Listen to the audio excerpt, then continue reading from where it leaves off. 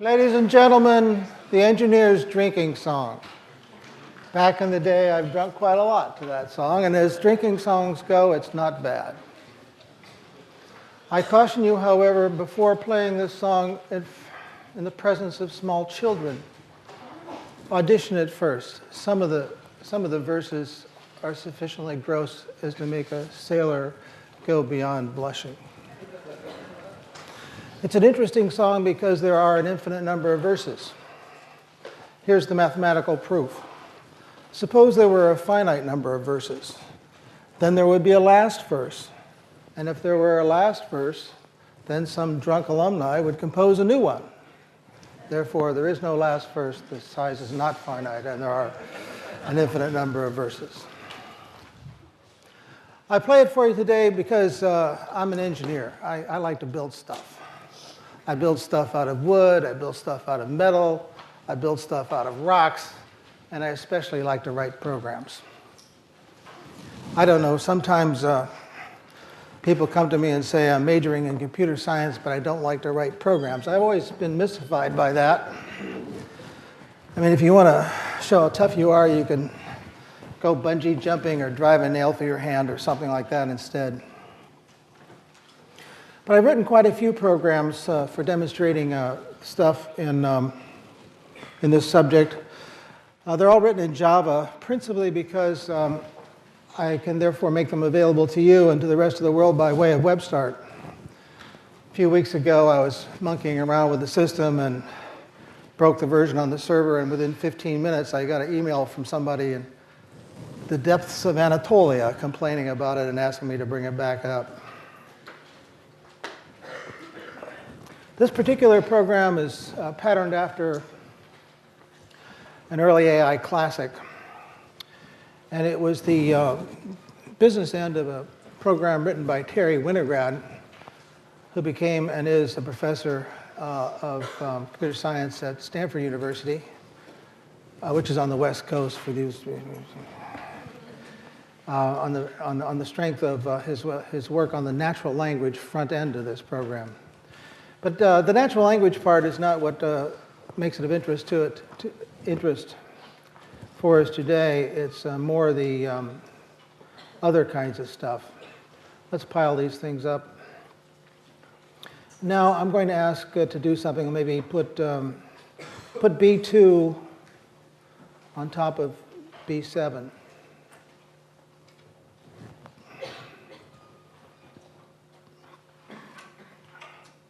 Not bad.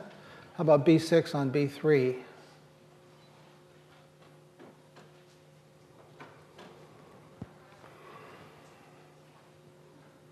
This program's kind of clever.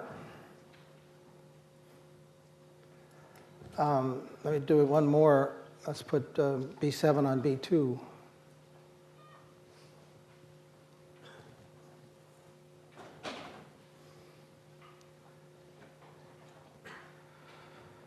Okay, now let's see, maybe B5 on B2.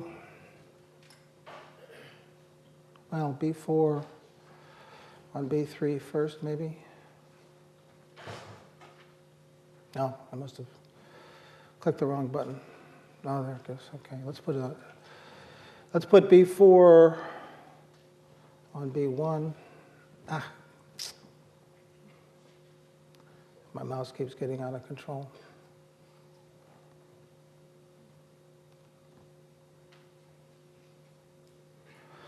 Now let's put B1 on B2. This is an example I'm actually going to work out on the board. So, oh, I see. My touchpad accidentally got activated. B1 on B2.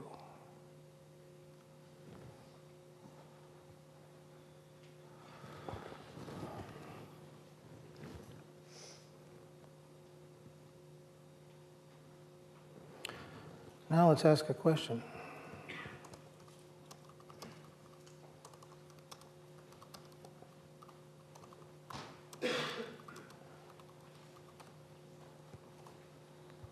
Okay.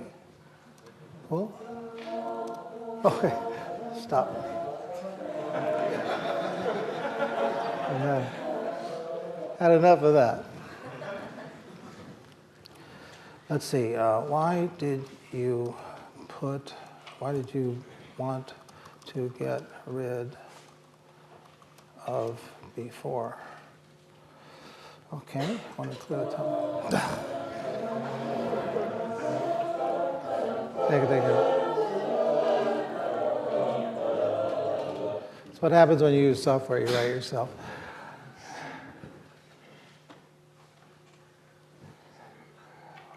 Why did you want to clear the top of B2?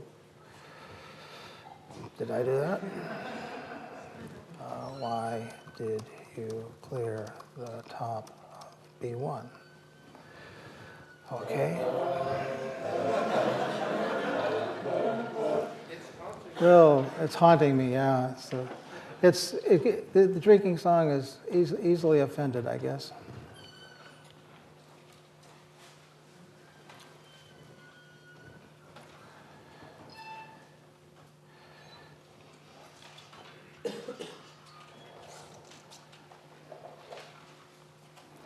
But I won't develop that scenario again. What I wanted to show you is that this program looks like it's kind of smart, and it somehow can answer questions about its own behavior. You ever written a program that's answered questions about its own behavior? Probably not. Would you like to learn how to do that? Okay. So by the end of the hour, you'll be able to write this program and many more like it that know how to answer questions about their own behavior. There have been tens of thousands of such programs written, but only by people who know the stuff I'm going to tell you about right now, okay? So what I want to do is I want to start by taking this program apart on the board and talking to you about the modules, the subroutines that it contains. So here it is. The first thing we need to think about, here are some blocks. What has to happen if I'm going to put the bottom block on the larger block? Well, first of all, I have to find space for it. Then I have to grasp the lower block. Then I have to move it. Then I have to ungrasp it.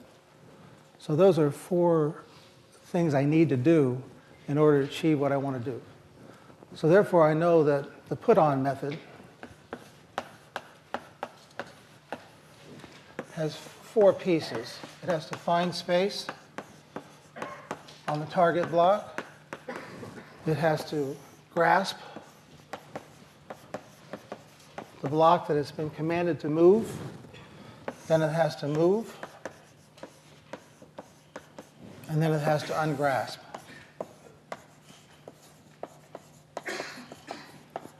But taking hints from some of the questions that it did answer before I got haunted by the music, taking our cue from that, we know that in order to grasp something in this particular world, you can't have anything on top of it. So grasp, therefore, may call clear top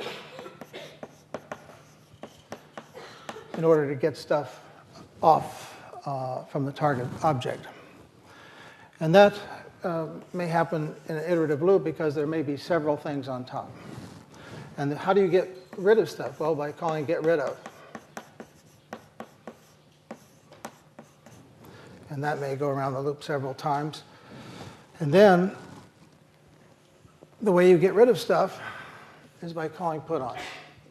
So that gives us recursion, and it's from the recursion that we get a lot of the apparent complexity of the program's behavior when it solves a problem.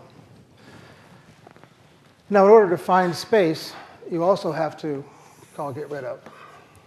So that's where I meant to put this other iterative loop, not down here. Clear top has got the iterative loop inside of it. So that's the structure of the program. It's extremely simple. And you might say to me, well, how can you get such apparently complex-looking behavior out of such a simple program? A legitimate question.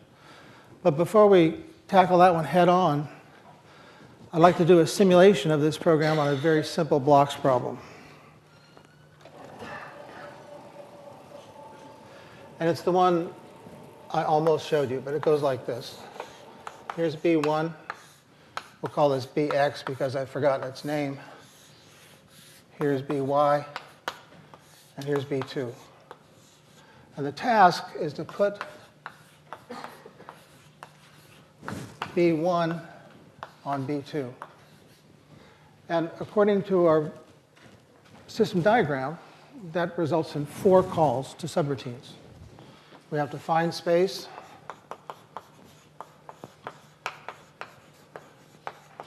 We have to grasp B1.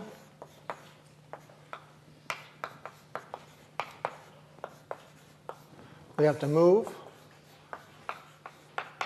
And then we ungrasp.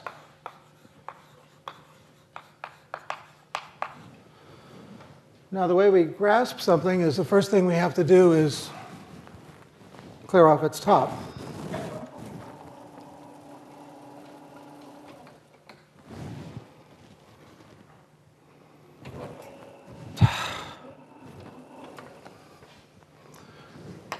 So grasp calls clear top. And clear top, in turn, calls get rid of.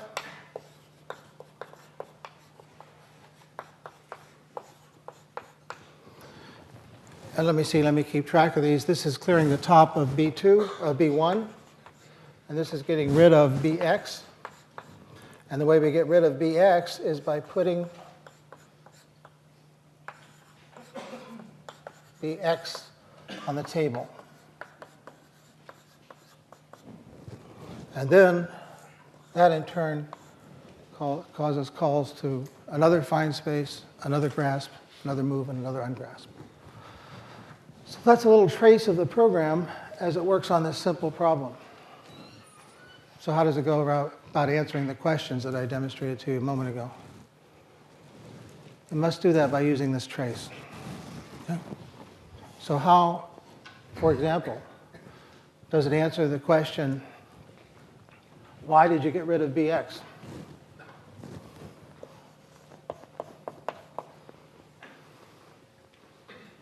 Manasa, what do you think? How can it answer that question?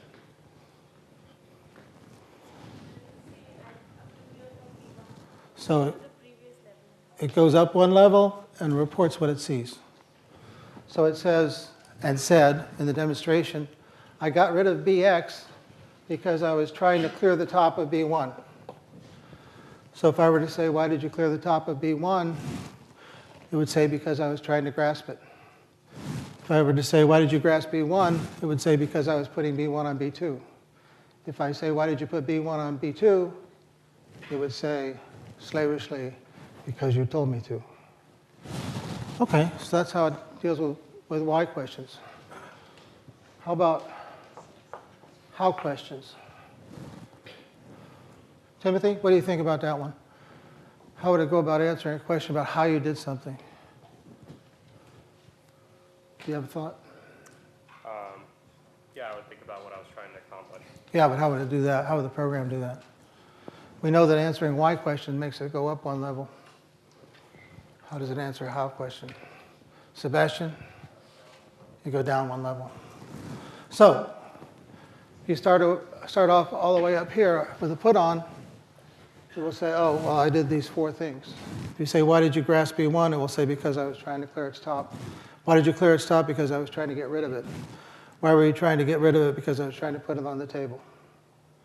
So that's how it answers how questions, by going down in this tree, in this trace of program action, so as to see how things are put together. What are these things that are being put together? What's the word I've been avoiding so as to bring this to a crescendo? What are these objectives? These things it wants to do, they're goals. So this thing is leaving a trace, which is a goal tree. Does that sound familiar? 3 days ago, we talked about goal trees in connection with integration. So this thing is building a goal tree, also known as an and/or tree. So this must be an and tree. And if this is an and tree, are there any and nodes? Sure, there's one right there.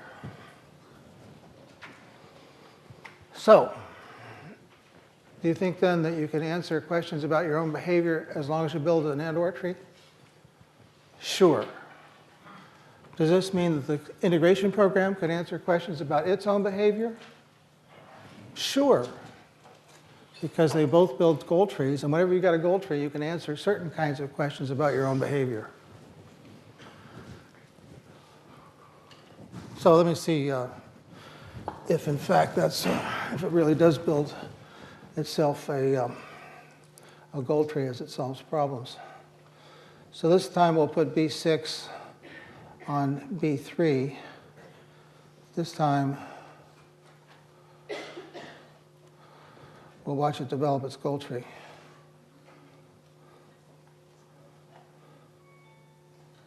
So in contrast to the simple example I was working on the board, this gets to be a pretty complicated gold tree. But I can still answer questions about behavior. For example, I could say, why did you put B6 on B3? Because you told me to. All right? So the complexity of the behavior is largely a consequence not of the complexity of the program in this particular case, but the building of this giant gold tree is a consequence of the complexity of the problem. And this brings us to brings us rather early on to one of the gold star ideas of today. And this gold star idea goes back to a lecture given in the late 60s by Herb Simon, who was the first Nobel laureate in the Pseudo-Nobel Prize for Economics. Is that right, Bob? Was he the first? Yeah, he was the first winner of the Nobel Prize, Pseudo-Nobel Prize in Economics.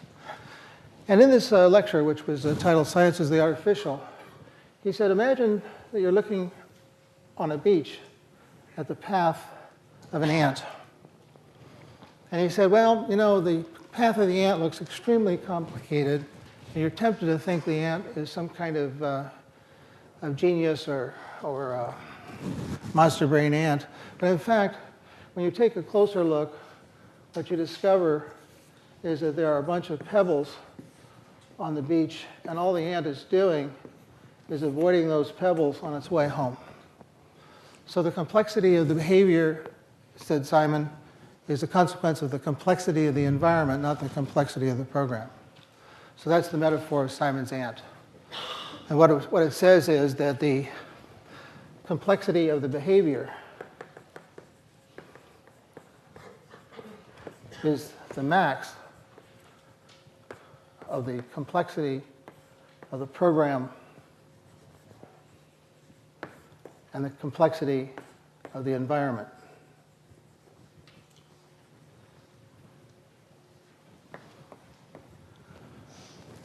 So that's something we'll see many times during the rest of the semester. Complex behavior, simple program. You think it's going to be complicated, it turns out to be simple, because the problem has the complexity, not the program. So that brings us to checkbox 3 in today's talk, and there's a little bit of a seam here because now I want to stop talking about goal-centered programming and start talking about rule-based expert systems. The rule-based expert systems were developed in a burst of enthusiasm about the prospects for commercial applications of artificial intelligence in the mid-1980s. And at that time, it was supposed, lengthy articles were written, that you could account for useful aspects of human intelligence by writing all the knowledge in the form of simple rules. So if this is true, then that's true. If you want to achieve this, then do that. But all the knowledge had to be encapsulated in the form of simple rules. So what might you want to do with this? All sorts of things. Thousands of these systems were written, as I indicated before. But here's an example. I'm going to work out an example having to do with identification. And this example is patterned off of a classic program, strangely also written at Stanford, called Mycin. It was developed to diagnose bacterial infections of the blood. So you come in, you got some horrible disease, and the doctor gets curious about what antibiotic would be perfect for your disease and starts asking you a lot of questions. So I'm not going to deal with that because that world has all kinds of unpronounceable terms like bacteroides and anaerobic and stuff like that. So it's completely analogous to talk about identifying animals in a little zoo, sort of a small town type of zoo. So I'm going to suggest that we write down on a piece of paper all the things we can observe about an animal, and then we'll try to figure out what the animal is. So I don't know, what can we start with? Has hair.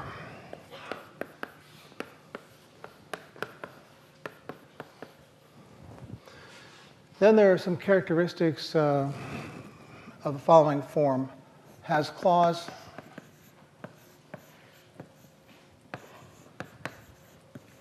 Sharp teeth.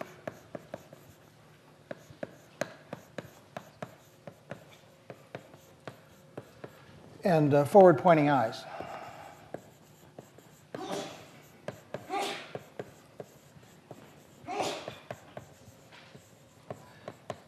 And these are all characteristics of carnivores. We happen to have forward-pointing eyes too, but that's more because we used to swing around in trees a lot and we needed the stereo vision. And we don't have the claws and the sharp teeth to go with it. But anyhow, those are typically characteristics of carnivores, as is eating meat.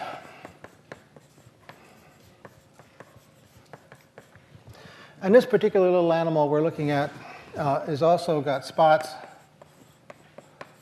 and it's very fast. What is it? Oh, well, everybody says it's a cheetah. Let's see how a program would figure that out. Well, a program might say, let's see, if it has hair, then rule 1 says that that means it must be a mammal.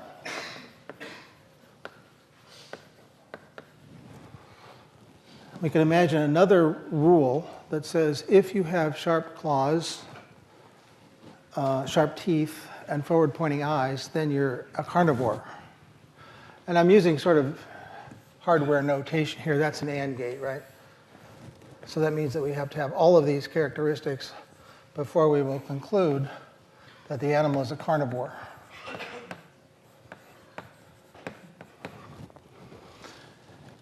Now, this animal has been also observed to eat meat.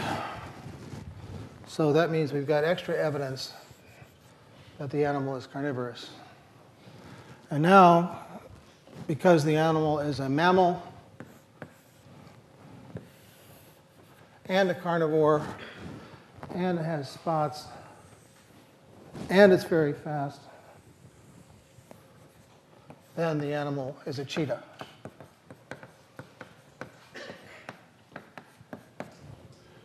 I hope all of our African students agree that that must be a cheetah. If it's a small zoo, I mean, if it's a big zoo, who knows what it is? It's probably got some unpronounceable name. There's possibilities. But for our small zoo, that will do. So we have now written down in the form of these AND gates several rules, R1, R2, and there needs to be an AND gate here. That's R3 and an R4, all of which are indicated, all of which indicate that this animal is a cheetah. So we built ourselves a little rule-based expert system that can recognize exactly one animal, but you can imagine filling out this system with other rules so you could recognize giraffes and penguins and all the other sorts of things to find a small zoo. So when you have a system like this that works as I've indicated, then what we're going to call that, we're going to give that a special name. And we're going to call that a forward chaining rule-based because it uses rules.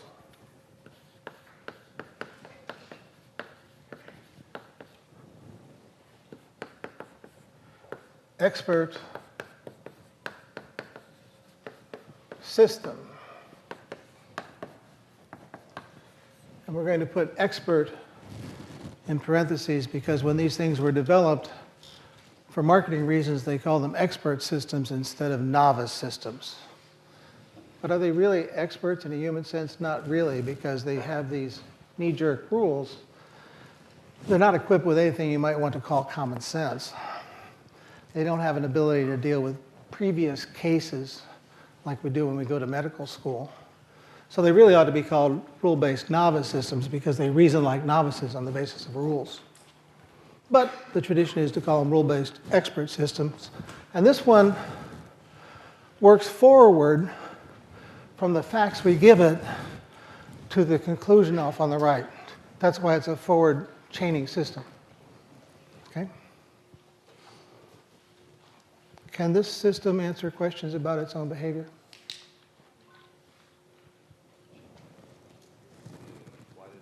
Wazra, what do you think? Why? Because it looks like a gold tree. All right. This is, in fact, building a gold tree. Because each of these rules that require several things to be true is creating an AND node. And each of these situations here, where you have multiple reasons for believing the thing is a carnivore, that's creating an OR node. And we already know that you can answer questions about your own behavior if you leave behind a trace of a gold tree. So look at this. If I say to it,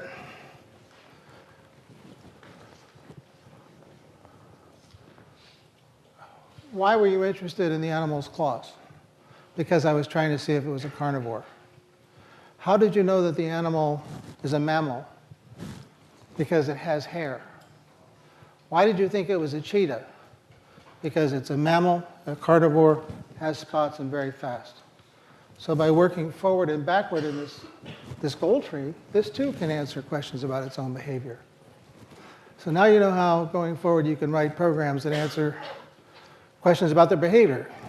Either you write the subroutines so that each one is wrapped around a goal, so you've got goal-centered programming, or you build a so-called expert system using rules, in which case it's easy to make it leave behind a trace of a gold tree, which makes it possible to answer questions about its own behavior, just as this Bloxworld program did. But now, a little more vocabulary. I'm going to save time by erasing all of these things that I previously drew by way of connections. And I'm going to approach this zoo in a little different way. I'm going to not ask any questions about the animal. Instead, I'm going to say, Mommy, is this thing I'm looking at a cheetah? And how would Mommy go about figuring it out? In her head, she would say, well, I don't know. If it's going to be a cheetah, then it must be the case that it's a carnivore, and it must be the case that it has spots, and it must be the case that it's very fast. So far what we've established is that if it's going to be a cheetah, it has to have the 4 characteristics that Mommy finds behind this rule, R4. So instead of working forward from facts, what I'm going to do is work backward from a hypothesis. So here the hypothesis is this thing is a cheetah. How do I go about showing whether that's true or not? Well, I haven't done anything so far because all I know is a cheetah if all of these things are true, but are they true? Well, to find out if it's a mammal, I can use rule 1. And if I know or can determine that the animal has hair, then that part of it is taken care of. And I can similarly work my way back through carnivore by saying, well, it's a carnivore if it has claws, sharp teeth, and forward-pointing eyes. And inasmuch as the animal in question does, then I'm through. I know it's a carnivore. I don't have to go through and show that it's a carnivore another way. So I'll never actually ask questions about whether it eats meat.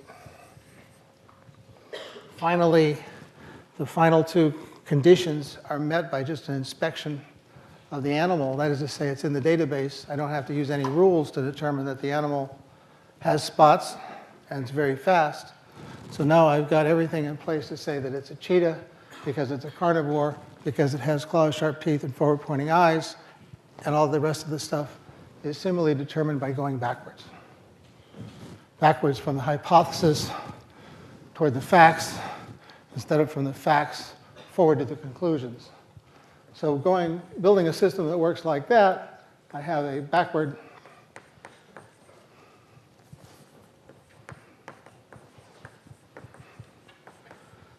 chaining rule-based expert system. But there's a very important characteristic of this system in both backward and forward mode, and that is that this thing is a deduction system. That's because it's working with facts to produce new facts. And when you have a deduction system, you can never take anything away. But these rule-based systems are also used in another mode where it's possible to take something away. See, in fact world, the deduction world, you're talking about proving things.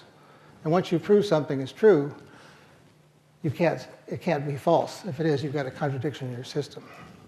But if you think of this as a programming language, if you think of using rules as a programming language, then you can think of arranging it so that these rules add or subtract from a database. Let me show you an example of a couple of systems. First of all, since I've talked about the Meisen system, let me show you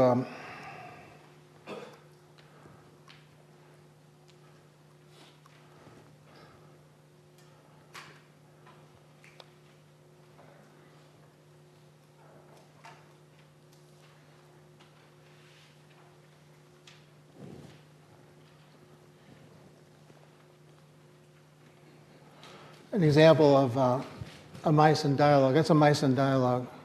And you can see the appearance of words you have to go to medical school to learn. And here's a typical Meisen rule, just like the rules for doing zoo analysis, only a more complicated domain. But here's another example of a system that was written not in the 80s, but just a couple of years ago by a student in the architecture department, PhD thesis. He was interested in the architecture of a Portuguese architect named Siza. And Siza has done a lot of mass housing stuff. And Siza has the idea that you ought to be able to design your own house.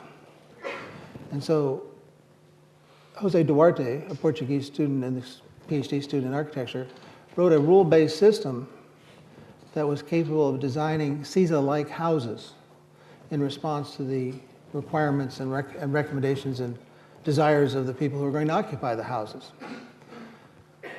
So the most compelling part of this exercise was that Duarte took some of the designs of the program, mixed them up with some of the designs of Siza, and put them in front of Siza and said, which ones did you do?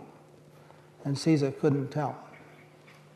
So somehow the rule-based system that was built using this kind of technology was sufficient to confuse even the expert that they were patterned after. But this program is a little complicated. It too has its own specialized lingo. So I'm not going to talk about it in detail, but rather talk instead about an analogous problem. And that is a problem that everyone has faced at one point or another, and that is the problem of putting groceries in a bag at a grocery store. It's the same thing, right? Instead of putting rooms in a house, you're putting groceries in a bag, and there must be some rules about how to do that.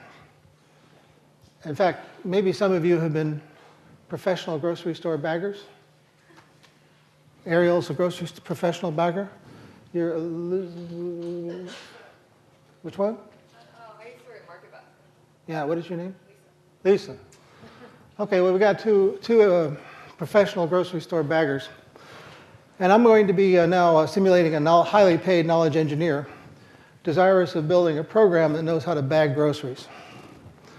So I'm going to visit your site, Market Basket, and I'm going to ask Lisa, now fearful of losing her job, if she would tell me about how she bags groceries. So could you suggest a rule? Sure. Large items in the bottom. Large items in the bottom. You see, that's why I'm a highly paid knowledge engineer, because I translate what she said into an if-then rule. So if large, then bottom. So now So how about you, Ariel? You got a suggestion? About how to bag groceries? I mean, if small things on top. If small, then on top. Lisa, have you got anything else you can tell me? Don't put too many heavy things in the same bag. Don't put too many heavy things in the same bag. So If heavy greater than 3, then new bag, or something like that. Okay? Is that all we're going to be able to do? Does anybody else want to volunteer? Scylla, have you bagged groceries in Turkey? So they don't have grocery baggers, so we have. Yeah, everybody's a professional bagger. Everybody's Yeah. professional. It's outsourced to it's a the good- customer. So no squishies on the bottom. So if you have like No squishies on the like, bottom. If you have tomatoes, That's good. Tomatoes. You don't want them to get squished. Now, there's a very different thing about squishies and tomatoes, because tomato is specific and squishy isn't. One tendency of MIT students, of course, is that we all tend to generalize. I once knew a professor in a Sloan school who seemed real smart. And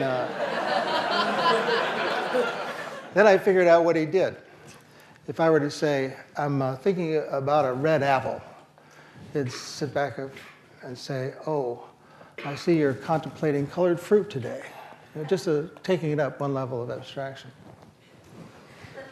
Man of genius. He also was able to talk for an hour after he drew a triangle on the board. Amazing people. Anyhow, where were we? Oh, yes, bagging groceries. So we're making some progress, but not as much as I would like. And so in order to really make progress on tasks like this, you have to exercise, you have to know about some principles of knowledge engineering. So principle number 1, which I've listed over here as part of a gold star idea, is deal with specific cases. So while you're at the site, if all you do is talk to the experts like Lisa and Ariel, all you're going to get is vague generalities because they won't think of everything. So what you do is you say, well, let me watch you on the line. And then you'll see that they have to have some way of dealing with the milk. Then they will see that they have to have some way of dealing with the potato chips. Nobody mentioned potato chips, except insofar as they might be squishy. Squishy. We don't have a definition for squishy. No one talked about the macaroni. And no one talked about the motor oil. If this is a convenience store, probably don't want that in the same bag with the meat. And then no one talked about canned stuff. Here's a can of olives. So by looking at specific cases, you will elicit from people knowledge that they otherwise would not have thought to give you. Okay?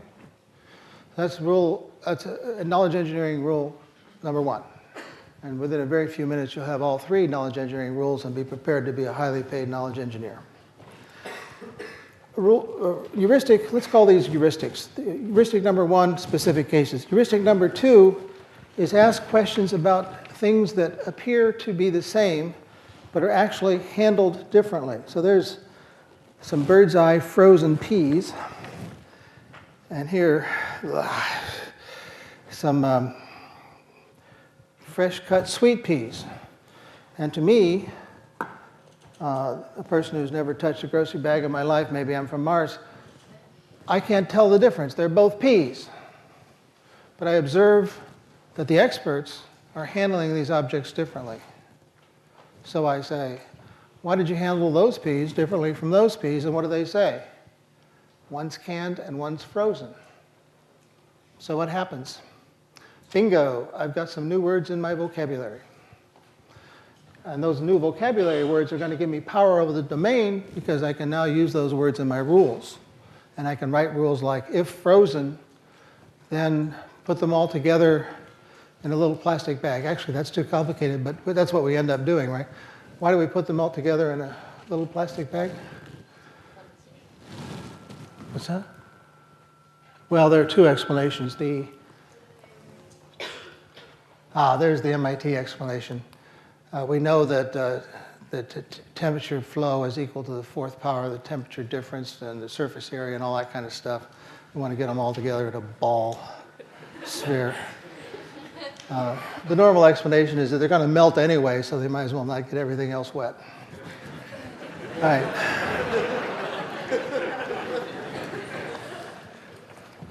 So that's heuristic number 2. And actually, there's heuristic number 3 that I just want to relate to you for the first time because I have been dealing with it a lot over this past summer. Heuristic number 3 is you build a system and you see when it cracks. And when it cracks is when you don't have one of the rules you need in order to execute in order to get the program to execute as you want it to execute. So if I were to write a grocery store bagging program and have it bag some groceries, again, eventually it would either make a mistake or come to a grinding halt, and bingo, I know that there's a missing rule. Isn't that what happens when you do a problem set and you hit an impasse? You're performing an experiment on yourself, and you're discovering that you don't have the whole program. In fact, I've listed this as a gold star idea having to do with engineering yourself, because all of these things that you can do for knowledge engineering are things you can do when you learn a new subject yourself, because essentially you're making yourself into an expert system when you're learning circuit theory or electromagnetism or something of that sort. You're saying to yourself, well, let's look at some specific cases. Well, what are the vocabulary items here that tell me why this problem is different from that problem? Oh, this is a cylinder instead of a sphere. Or you're working a problem set and discovering you can't work the problem and you need to get another chunk of knowledge that makes it possible for you to do it. So this sort of thing, what you think of primarily as a mechanism, heuristics for doing knowledge engineering, are also mechanisms for making yourself smarter. So that concludes what I want to talk with you about today. But the bottom line is that if you build a rule-based expert system, it can answer questions about its own behavior. If you build a program that's centered on goals, it can answer questions about its own behavior. If you build an integration program, it can answer questions about its own behavior.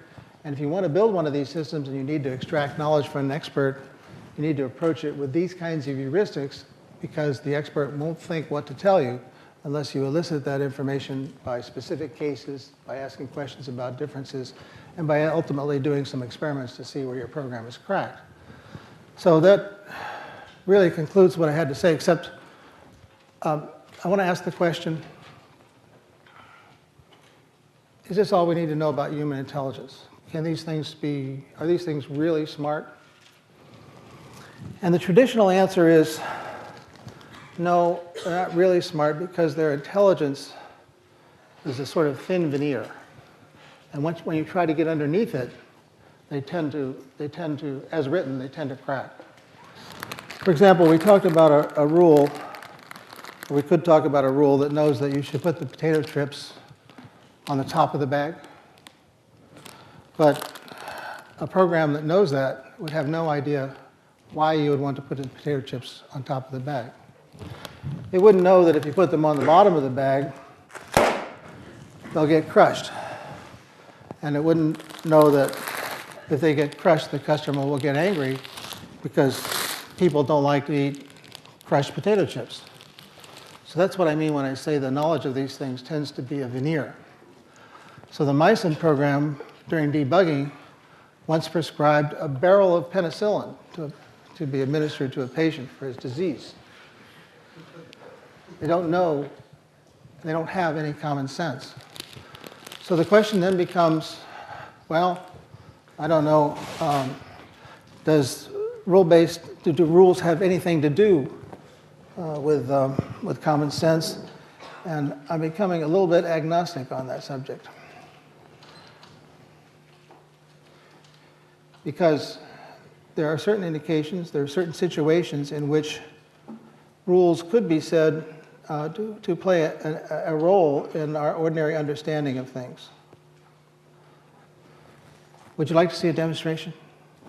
What I'm going to show you when Eclipse boots up, well, before I make any promises, let me see if I'm actually connected to the web.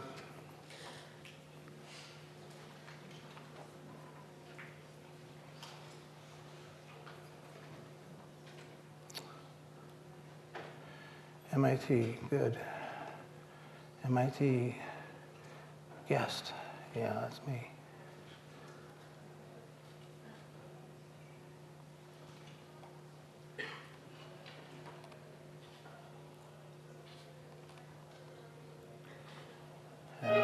Sounds good.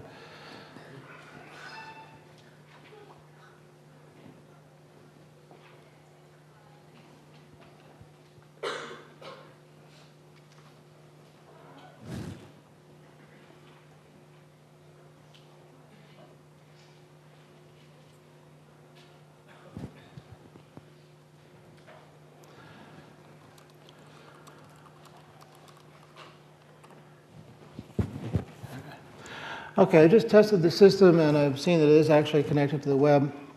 Now I'm going to adjust some systems options here. We'll get rid of the text box. And we'll get rid of this or change its scale a little bit. And then what I'm going to do is I'm going to read a little synopsis of the Macbeth plot. Now you're MIT students, I'm sure you're all classically educated and very familiar with Shakespearean plots. So I'm going to read one. I'm going to read a version of a Macbeth plot. And it's going to go along like this. It's basically reading a rule base so far. And pretty soon, it's going to get beyond the rule base and start reading the Macbeth story. And there it is, it's read the Macbeth story. Let me show you what the Macbeth story looks like as it's actually retained by the system. That's it. You can read that.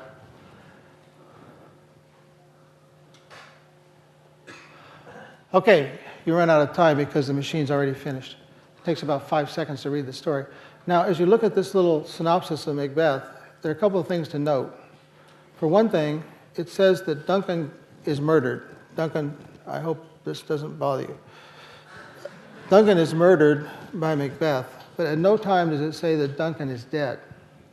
But you know Duncan's dead because he was murdered. If murdered, then dead. So if you look a little further down, what you see is that Macduff kills Macbeth, fourth line up from the bottom. Why did Macduff kill Macbeth? It doesn't say why in the story, but you have no trouble figuring out that it's because he got angry. And when you get angry, you don't necessarily kill somebody, but it's possible. So now that you see what's in the story, let me take you back to this display. It's what we call an elaboration graph. And when I blow it up, you can see that there's some familiar looking things in there. For example, up here in the left-hand corner, Macbeth murders Duncan, right over there. And over here, Macduff kills Macbeth. And if you look at what is a consequence of that, it looks like there must be a rule that says if you murder somebody, you harm them. And if you murder somebody, then they're dead. And one reason why you might kill somebody is because they angered you. And if you go the other way, one consequence of killing somebody is that you harm them and that they die too. And if you harm somebody, they get angry and their state goes negative.